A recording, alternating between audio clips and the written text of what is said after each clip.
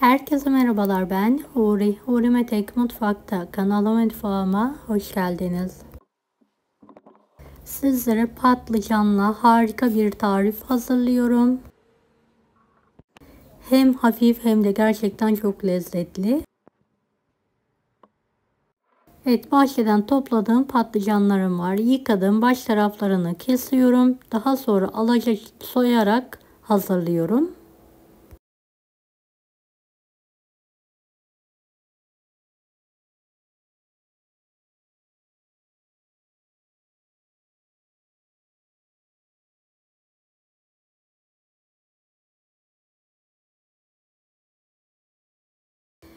Beni hangi ülkeden veya şehirden izliyorsunuz merak ediyorum. Yoruma yazarsanız sevinirim.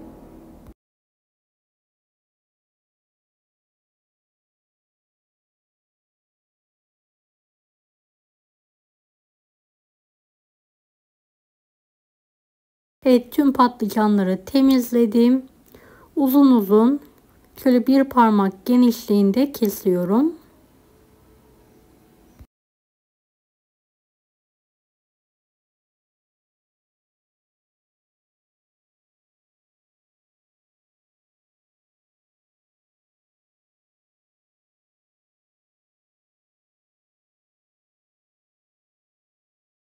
Tüm patlıcanları kesmeye devam ediyorum.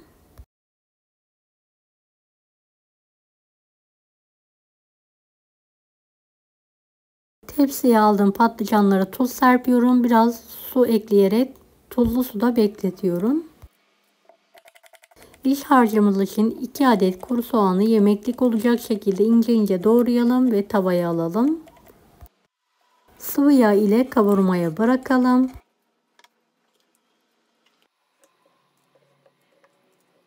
Şöyle 10-12 adet sivri biberim var.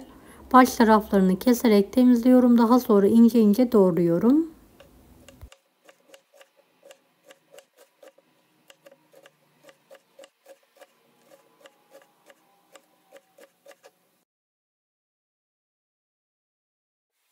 Üç adet domatesin kabuklarını soydum. Şöyle minik minik küpler halinde doğrayalım.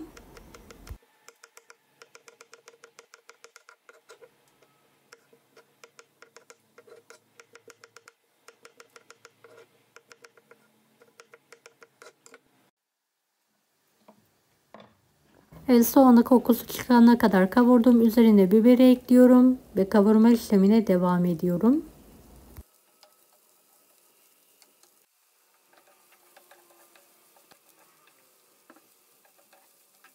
Şöyle biberler biraz kavrulduktan sonra orta kısmını açıyorum. 150 gram kıyma ekliyorum ve birlikte kavurma işlemine devam ediyorum.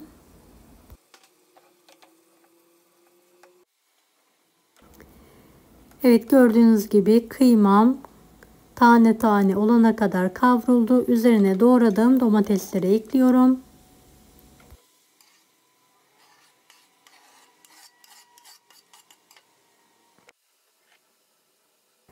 Evet, domatesi ekledikten sonra bir miktar tuz ekleyelim ve karıştırarak kavurma işlemine devam edelim.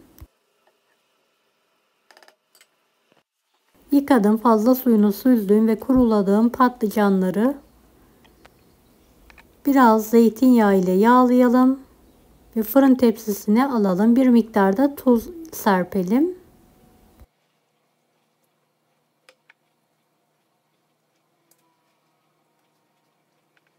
Evet, bu şekilde tepsiye tüm patlıcanları sırayla dizelim.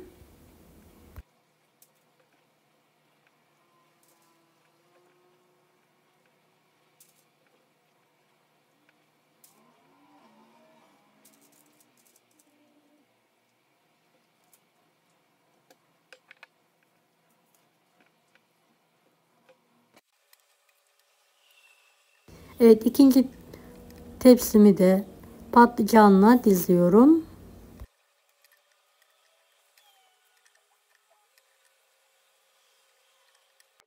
Kalan yağı da üzerlerine fırça yardımıyla sürüyorum.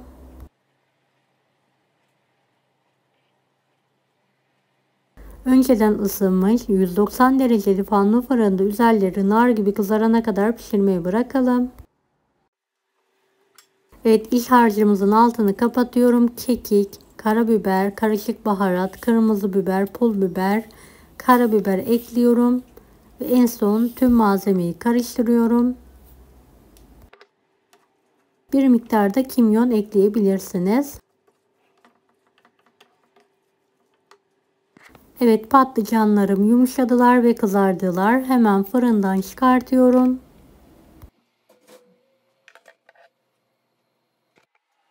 Porsiyonluk şöyle küçük güveçlerim var. Videodaki gibi hazırlayalım.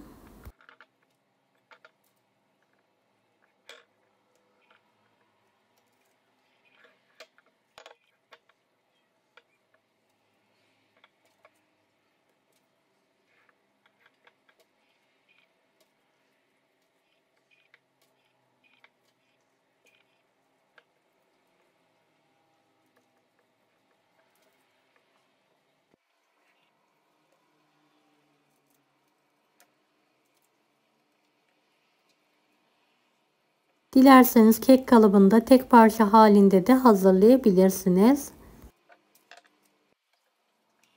Hazırladığım iç harca eşit miktarda her birine pay ediyorum.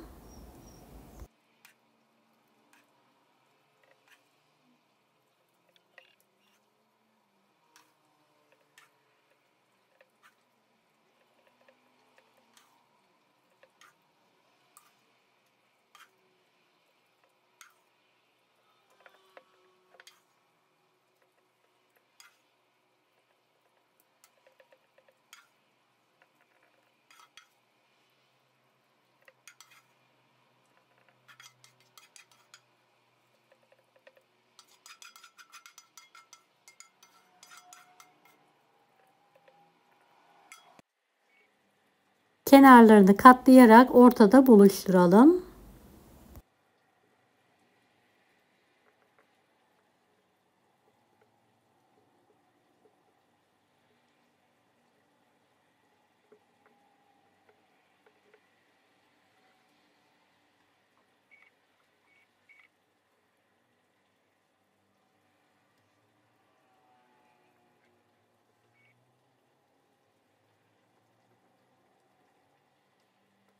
Fırın tepsisine alalım ve 180 dereceli fanlı fırında kızartmaya bırakalım.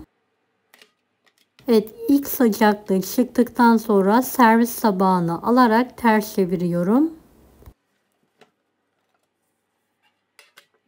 Bu aşamada dikkat edelim, ellerimiz yanmasın.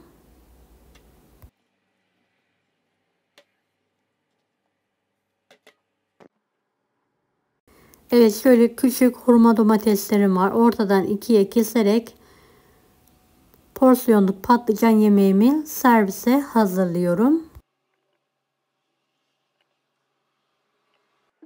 Evet, patlıcan yemeğe hazır. Deneyecek olan herkese şimdiden kolaylıklar dilerim. Kanalıma ücretsiz abone olmayı unutmayın. Allah'a emanet olun. Hoşça kalın.